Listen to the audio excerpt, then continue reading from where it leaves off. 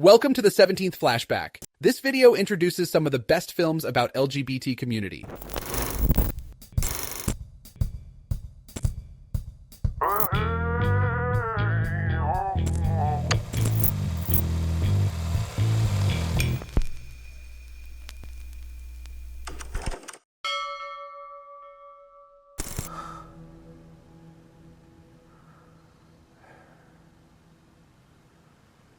It's so quiet.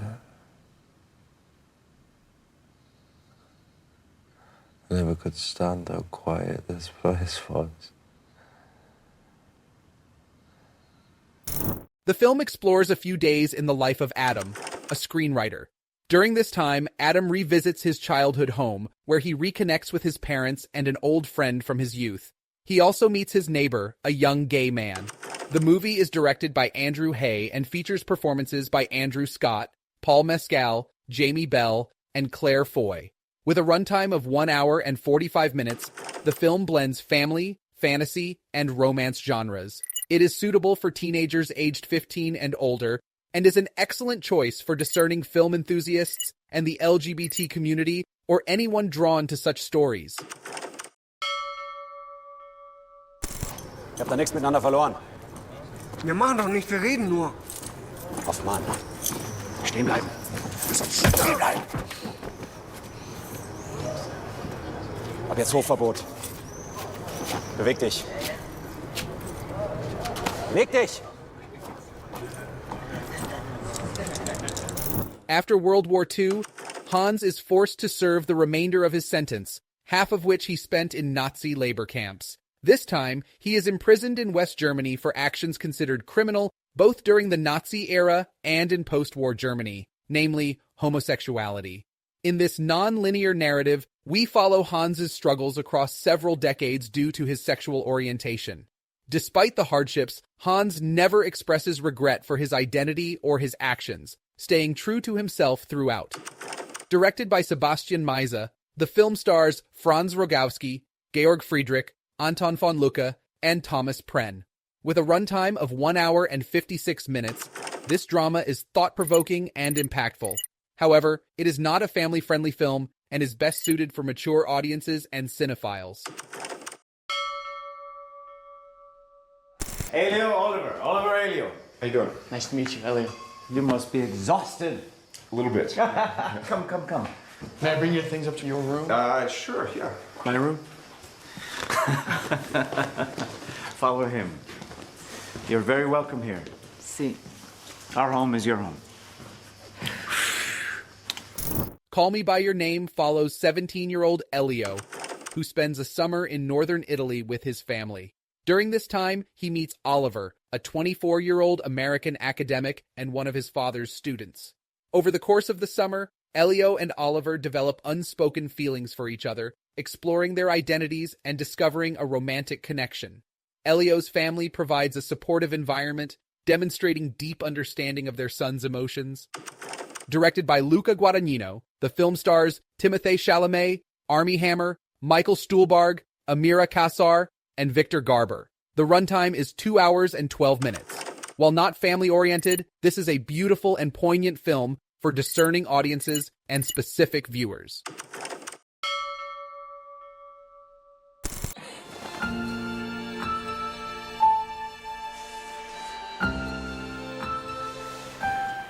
Hello there.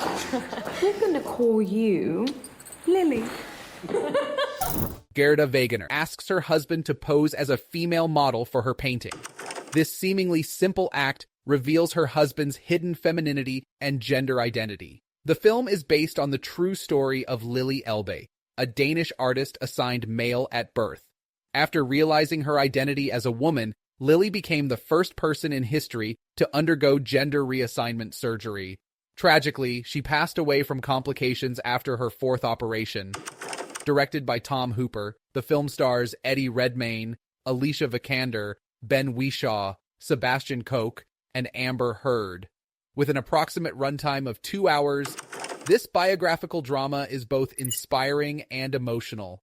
It can be watched in a family setting and is undoubtedly an excellent film for discerning viewers and niche audiences.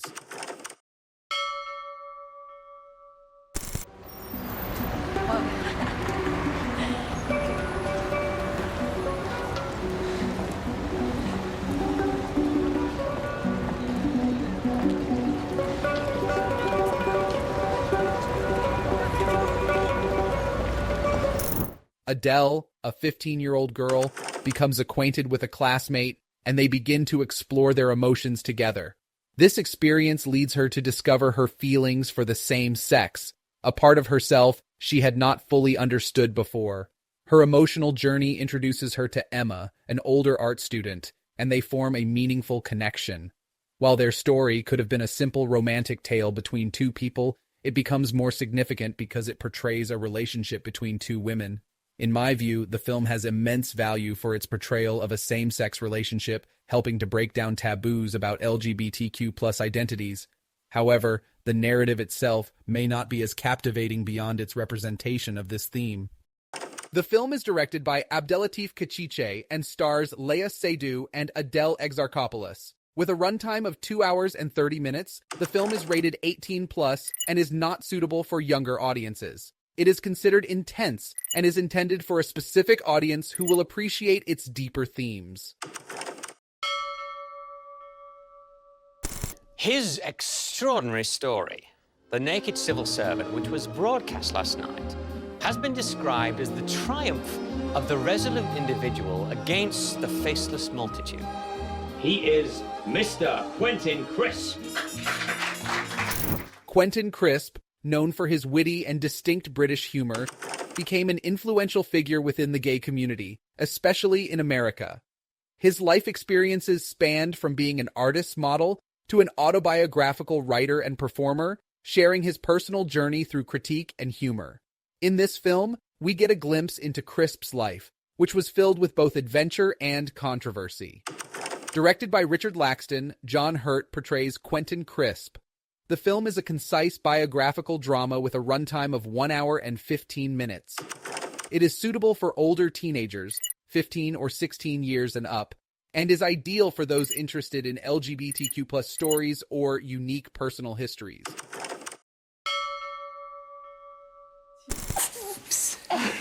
Il est beau. Je veux voir. D'aussi loin que je me rappelle, j'ai toujours détesté Noël. Peux-tu même dire que c'est que tu as fait? Les autres étaient pas de même. Y en a pas un pareil. Zach, the favored son in a family of 5 brothers, experiences an internal conflict when he wears his mother's clothes and explores aspects of his identity that clash with his family's expectations. This moment sparks a deeper struggle as he comes to terms with his feelings and the societal pressures placed on him. The film follows Zach as he wrestles with these challenges, trying to reconcile who he is with the norms around him. It explores themes of identity and acceptance while delving into his emotional journey. Directed by Jean-Marc Vallée, the film features Marc-André Grondin, Pierre-Luc Briand, Michel Cote, and Danielle Prue. With a runtime of 2 hours and 7 minutes, it touches on the complexities of adolescence and growing up. This film is suitable for family viewing with older teenagers, 15 and up, and is a great choice for general audiences as well as those with an interest in personal growth stories.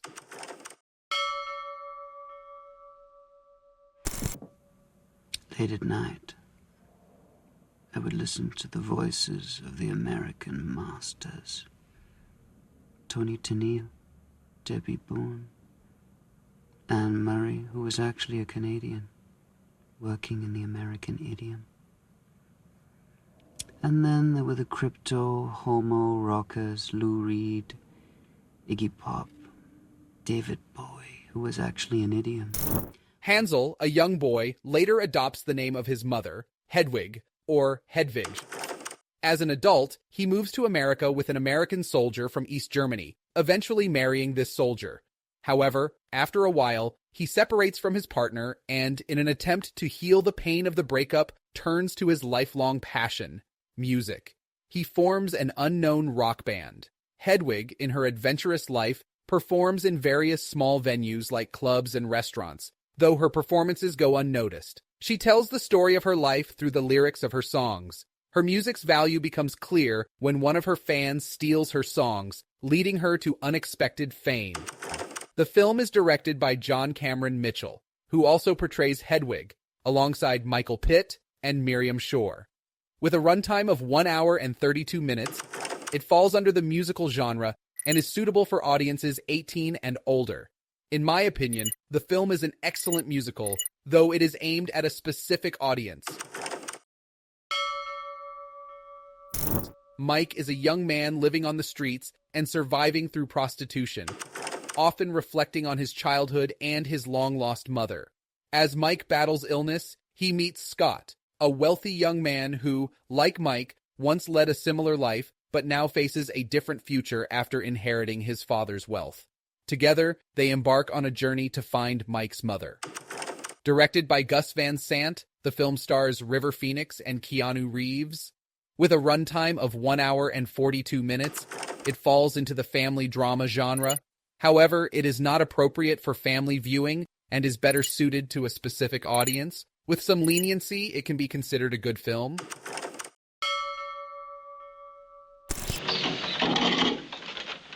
Second floor, please.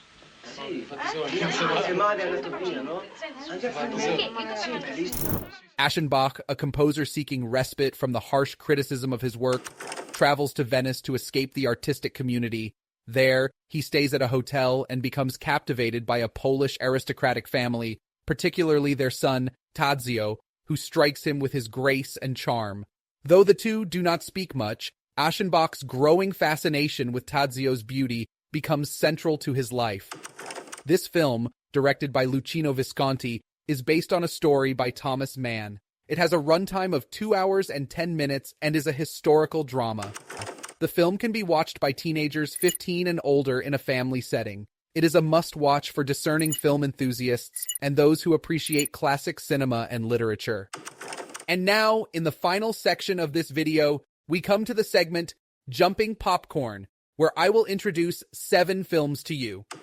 The first film is Thelma, 2017, directed by Joachim Trier. Personally, I wouldn't recommend watching this film. It's one you can easily skip. Moonlight, 2016, directed by Barry Jenkins, is a film you might want to check out if you're interested in these kinds of stories. It's a solid choice, not perfect, but definitely worth a watch.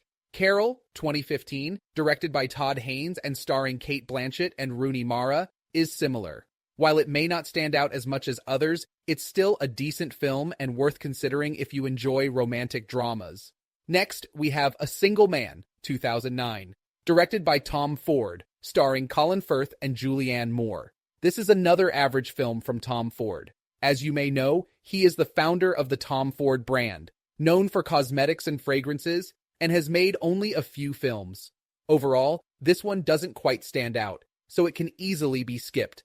Milk, 2008, directed by Gus Van Sant and starring Sean Penn, James Franco, Diego Luna, and Josh Brolin, is a notable film. It's especially important for audiences interested in civil rights movements and social political topics, as it's a biographical film based on real events.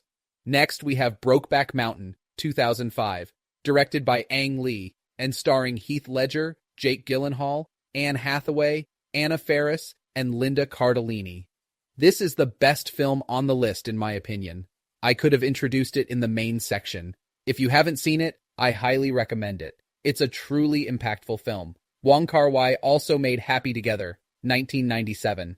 If you're a fan of Wong Kar-wai or interested in Asian cinema, particularly from Korea, this is another one to explore. Dear friends, this video introduces just a few of the best films focusing on the LGBT community. There are many more films made on this subject that I didn't include here. Some might not have been significant enough, which is why I didn't feature them, while others may belong to different genres and were categorized under different cinematic labels. It's also possible I'm not aware of some films that were made. I would love to hear about any films you know of that weren't covered in this section, so please feel free to share them in the comments. You'll find the names of the films mentioned here, along with their release years in the description. I'd also be happy to hear your opinions and suggestions, so don't hesitate to share them with me. Big thanks for watching, and I'm glad to be your guest. Stay well until the next flashback.